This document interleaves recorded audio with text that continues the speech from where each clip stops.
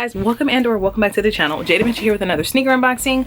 My package just arrived. I got some 4HUNNIDs. If you guys don't know what those are, it's YG. He is a gangster rapper. He's my favorite rapper like ever, and I finally picked up some of his 4HUNNID shoes. They normally retail for like 200 bucks. They always sell out, so if you could get your hands on them whenever he's having drops, then so be it. I literally just got them in the mail. It took like, I don't know, 2 days to ship. No complaints. Let's just hop straight into it. You guys, the box is lit. This is what the box looks like. It's called La Flame 4HUNNID. Okay, definitely a box I can see me keeping. Okay, when you open it up, they do give you an extra pair of tissue paper laces. The tissue paper says 4HUNNID all over it. This is the right foot. Inside action. Okay, bottom is where it's at. Second shoe.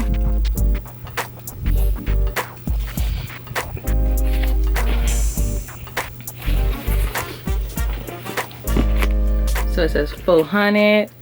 So this is the shoe. He definitely stole the Cortez but kind of made it his own, and I am here for them. I got the red and blue because this was the newest drop.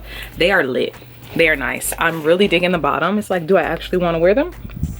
Maybe in my beauty room because I don't want to get the bottoms messed up, but I love the shoe. I think it's nice. It's high quality. It's definitely worth the price of $200. So you're definitely getting what you pay for. Whenever it's like a sneaker of a famous person, they're gonna always upsell because they can, but I think that you guys will like the shoe. Granted, they're sold out. There's nothing that you can do.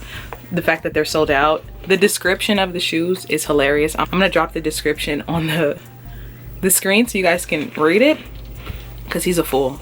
Pause the video and read it because he's a fool. But I love it. I love the two-tone. Y'all know he's a blood.